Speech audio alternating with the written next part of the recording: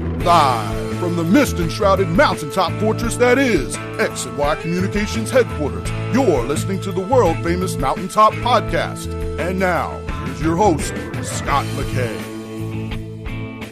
Oh, how's it going, ladies and gentlemen?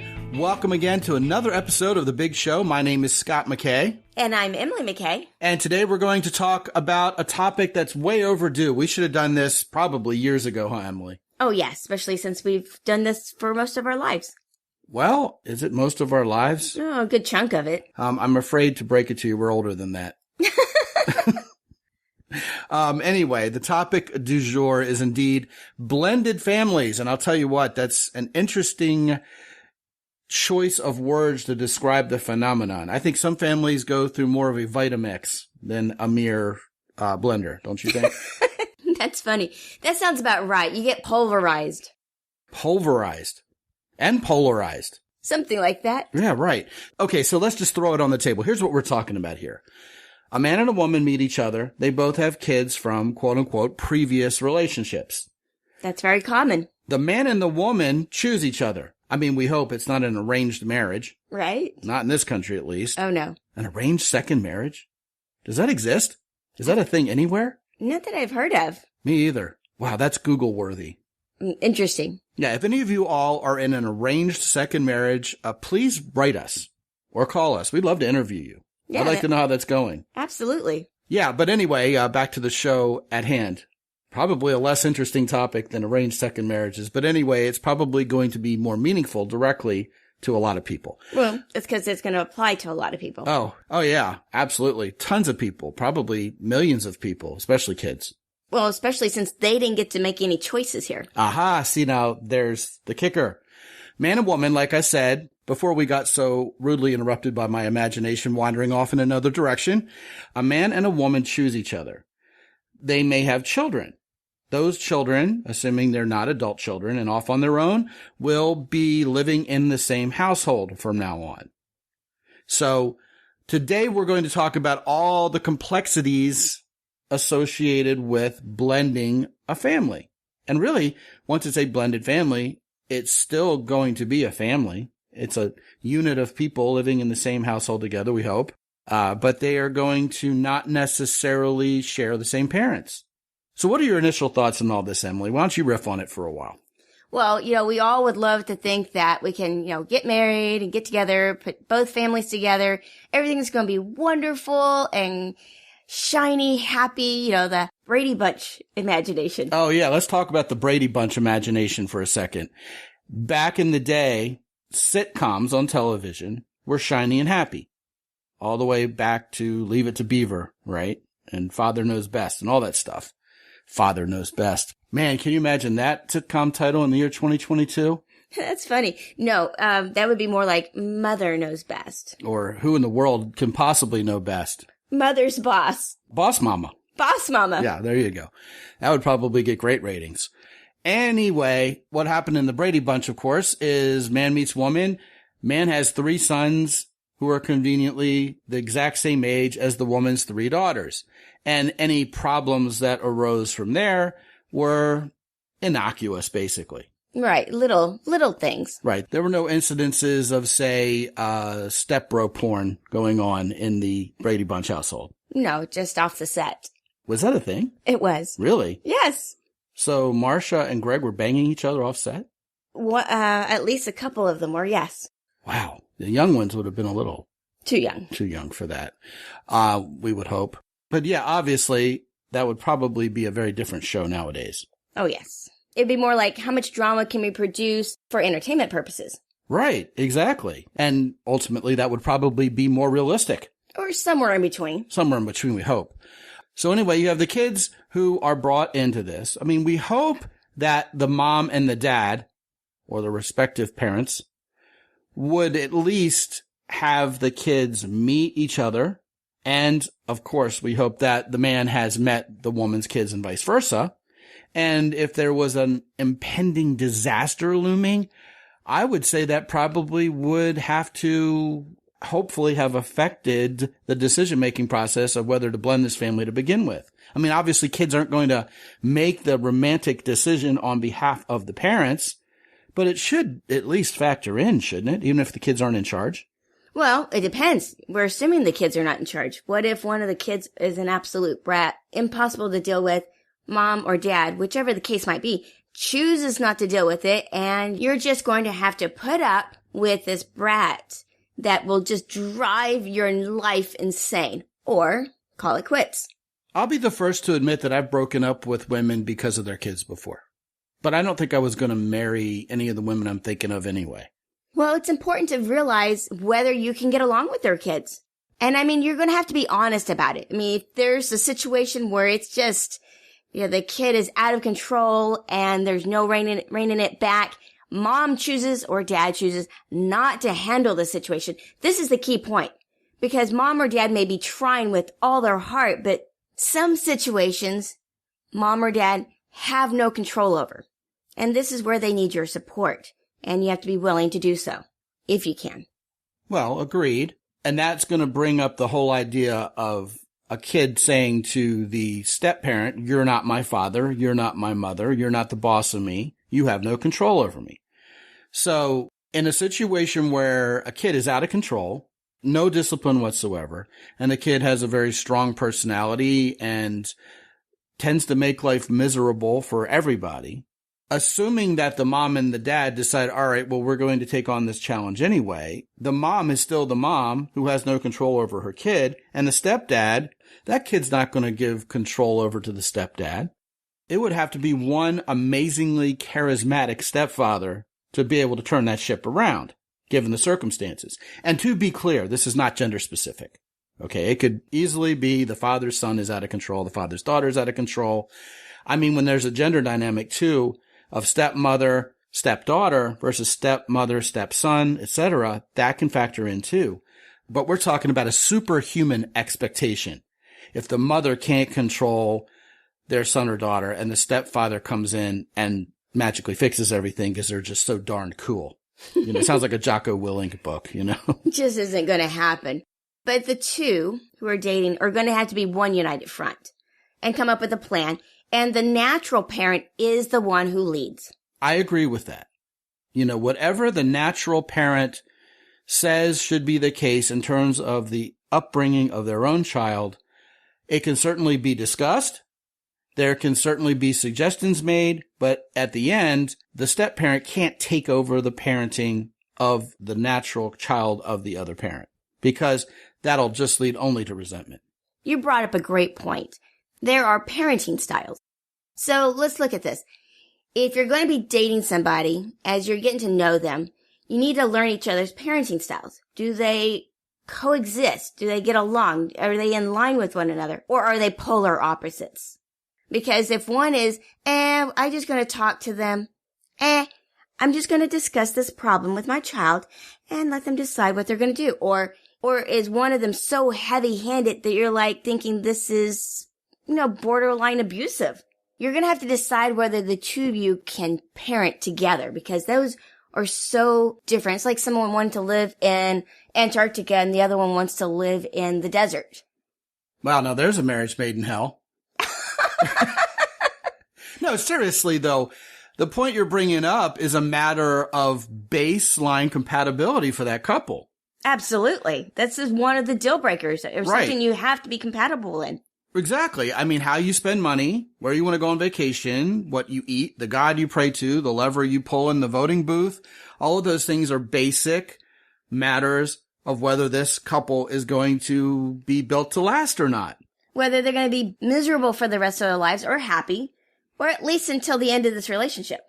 Right, exactly. It is, like I said, something to be considered along with every other way to figure out whether we're going to make it long haul or not. Except there's one big difference. Other human beings are involved. And these other human beings are super smart. They know when there is a divide between parents and how to play it like a perfect instrument. Oh, yeah, exactly. And just to kind of finish my previous point, those kids probably didn't have a direct say in the matter. Which kind of sucks if you think about it. Kind of. Okay, so royally. it does. It royally sucks. Yeah, I mean, if these kids are brought along for the ride And these two should never have gotten married because of their parenting styles being too different, or because this blended family is going to be a blended family disaster, right? Then really, they're going to have to suffer through it. And they didn't choose it. No, and if we think about it, we're setting a bad example for them to repeat our mistakes. Yes, and not only that, the kids are going to act out. So you're setting an example of what a quote-unquote family looks like for every child in that household going forward, which is going to be dysfunctional by design. Right. And at the same time, those kids are not going to be happy with the situation. They're going to feel a little bit victimized, and then they're going to act out. All in the name of, but I'm in love, we'll make it work somehow. You're talking about the parents, Exactly. not the step-siblings. No. Okay. But when the parents are so blindsided or they're too afraid to take risk or give in or compromise, whatever the case might be, this is the disaster that's created. Sounds extremely selfish to me. Well, it is, yes. Absolutely. So what happens when the family is blended? We've had everybody move into the house. Let's say dad had little boy, little girl. Mom had little boy, little girl. They're all between the ages of, say, 5 and 12. All right.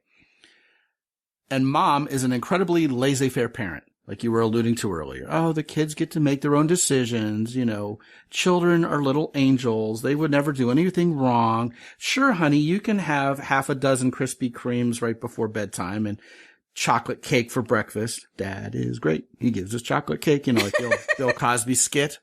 And then, dad is a disciplinarian, and his kids basically are run like a military platoon. Sergeant Dad. Right, exactly. Sergeant Dad. Good one. That'd be a great title. I think it's already been done, hasn't it? I don't know. It'd be interesting to find out. Yeah, there's another sitcom idea. Right. Or probably terribly wrong. But anyway, onward. We have a situation where one little boy and one little girl are used to being raised a certain way, and the other little boy and little girl are used to being raised a completely different way. Now that's going to create a whole lot of resentment, and you know behind closed doors, the kids who have the quote-unquote cool mom are just going to stick it to the kids who have a dad who's lording it over them. And then there's going to inevitably be some bleed over. There's going to be an attitude that arises on behalf of every one of those kids in the entire household that, one, this isn't fair, and two, it needs to become more fair, and three, I want things more like they have it, and I'm not going to listen to you and the way you lead anymore. Havoc will ensue there. That's why the parents have to be in lockstep. You have to agree on how to move forward with stuff like this. If we have this situation, how we're going to handle it. Are we going to let the kids divide us, or are we going to be a united front? All right, so what does that united front look like? Where's the compromise? What if laissez-faire mom says, oh my goodness, that sounds really abusive. I'm not going to be a disciplinarian with my child. And meanwhile, the other parent goes, you've got to be freaking kidding. You have feral children. That's funny. And they're basically running this house. Right.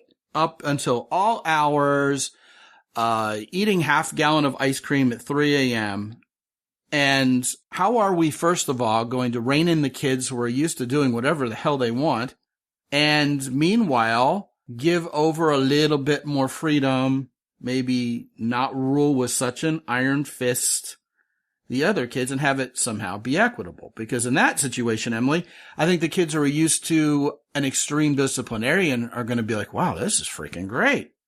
I got some breathing room. I got some autonomy.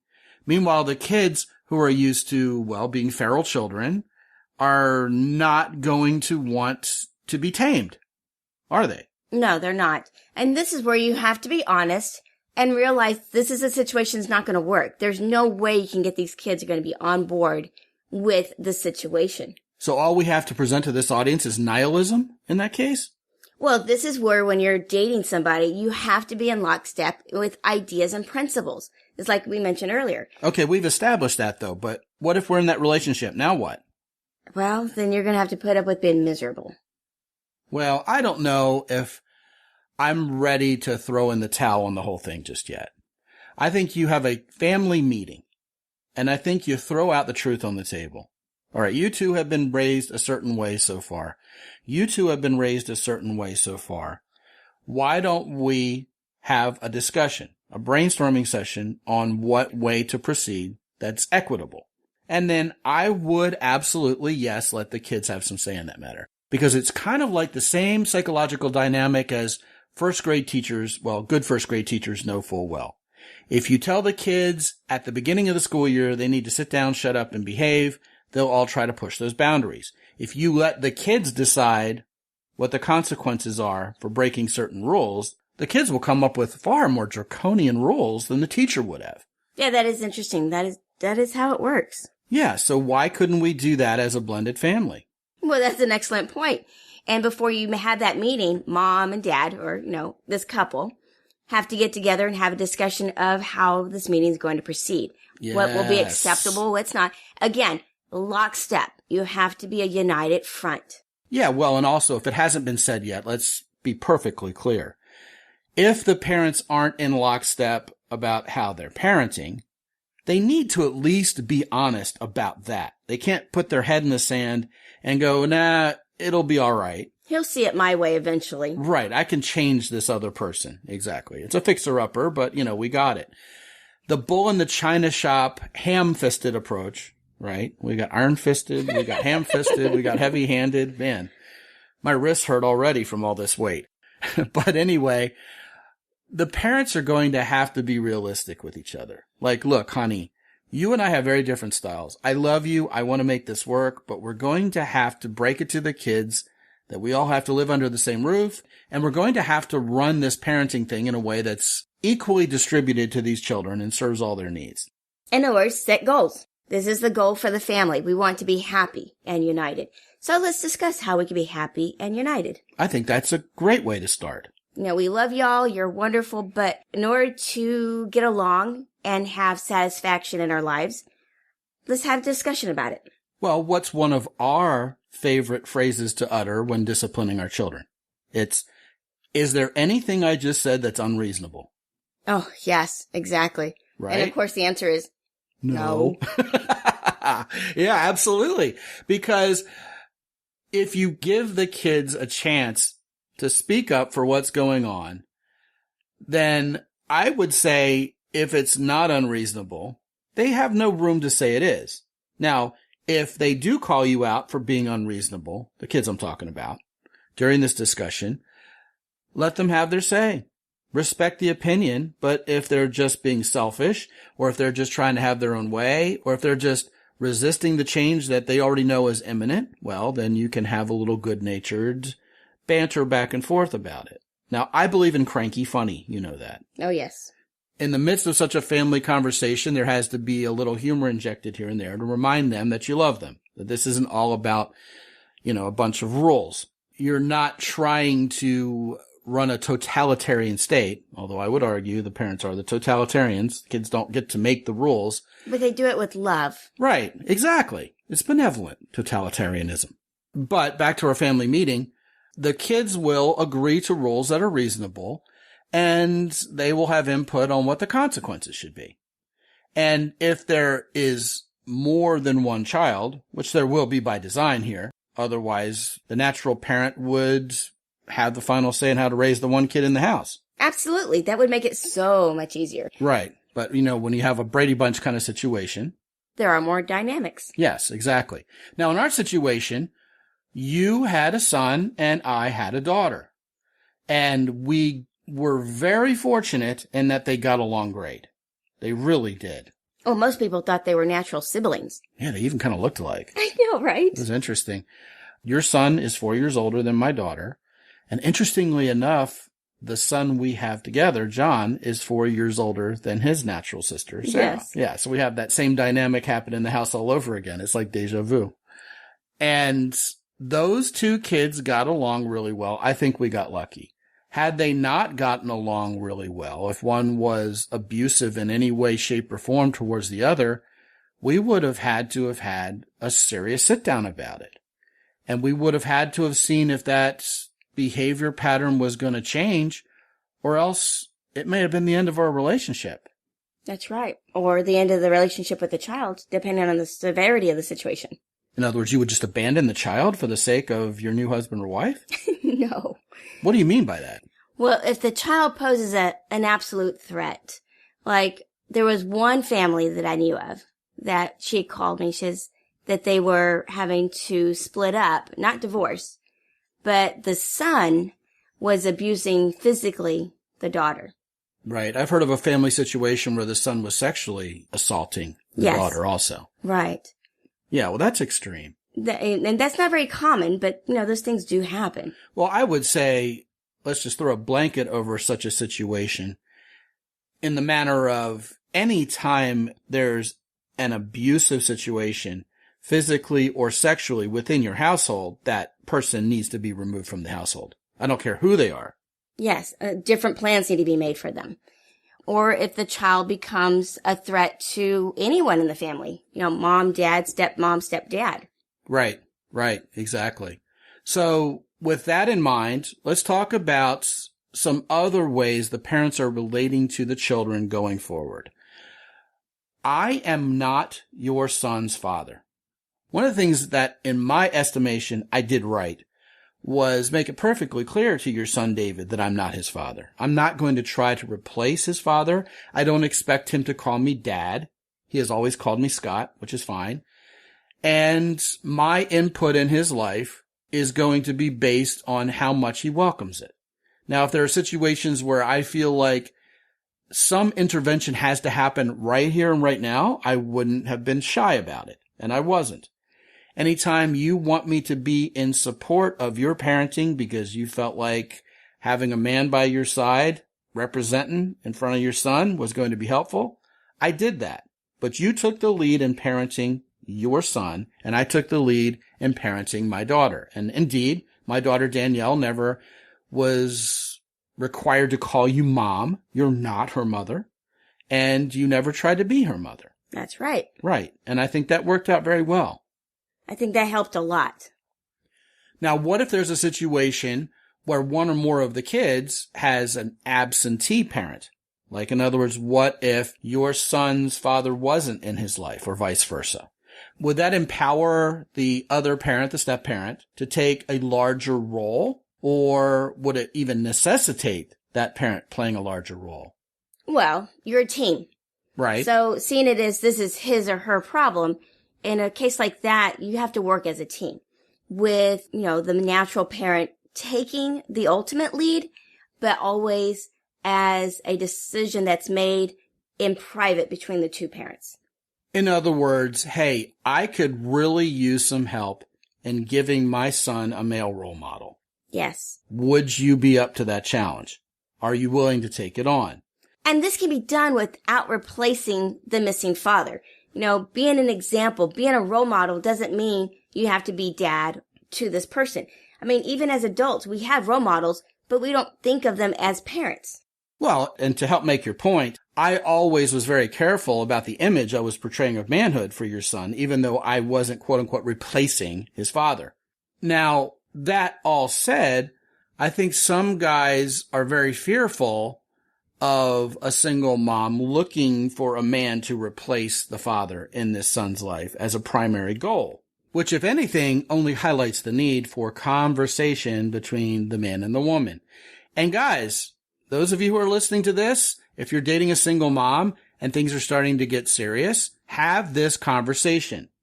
Don't bury your head in the sand like an ostrich, hoping, you know what, maybe it'll all turn out. Say to the woman, are you looking for a replacement for dad in this relationship? Or are you looking for me to be your partner, your lover, and you're going to raise this kid by yourself and it's hands off? How are we going to approach this? Have the conversation. Setting rules and boundaries. Yes, that's really what it all comes down to. Well, we've run out of time, and I think that this conversation has focused in all the right places. I think so too, because, blended families are very common, and it's very important to find a way to make them work. Yeah, and if you're in such a relationship, drop us an email at scotandemily@scottandemily.com. Gentlemen, if you're listening to this on the Mountaintop Podcast feed, write me at scott@mountaintoppodcast.com and ask us any questions you have about blended families. I know there are a lot of different ways this could go, but ultimately it will all come down to that basic issue of baseline compatibility. Like, okay, She's Catholic, he's Jewish. Where do we take these kids to worship in the weekend? Well, that's something that has to be decided in terms of your basic compatibility before you even consider blending the family. It's all parenting styles. Right. It makes a difference. Right. It all comes down to the same thing. Do you have kids who only get cool stuff at Christmas time and their birthday, or are you lavishing upon them whatever you need and spending the money all year long? Whether you spoil your kids, whether you try to make them earn every dollar to pay for everything they buy, all of that is decided as a measure of basic compatibility between the two parents before it gets handed down to the blended family full of children. Right. And this can be so scary to sit down and have a talk with your significant other, the person that you're in love with, to be vulnerable and say, hey, this is how I'm feeling. This is, how I like to raise my child. And here's the issues I'm having with your children or the situation between us. But if we have that conversation when we're not in the heat of the moment, it goes a whole lot better. If you approach it when there's not all this elevated emotions, it'll go much better. Agreed, 100%, which is probably why we're basically compatible.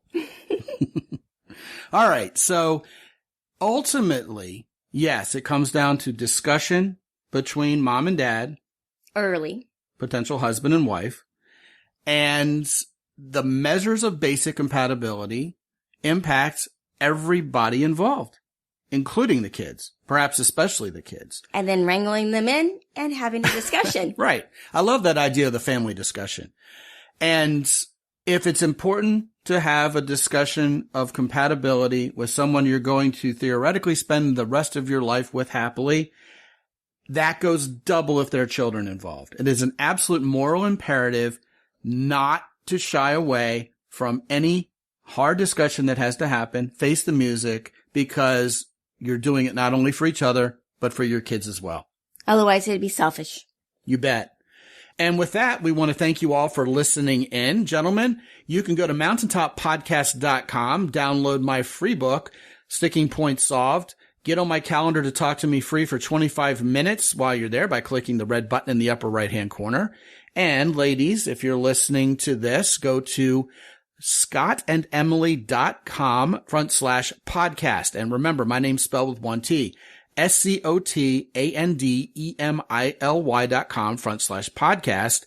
And you too can get on our calendar and talk to us free for 25 minutes about what's going on in your dating life or your relationship. And perhaps we can put a plan of action together to get you to where you want to be to help you reach your goals. Right, Emily? We'd love to hear from you. Absolutely.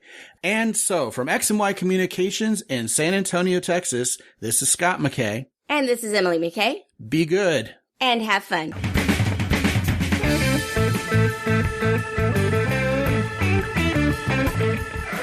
The Mountaintop Podcast is produced by X&Y Communications. All rights reserved worldwide.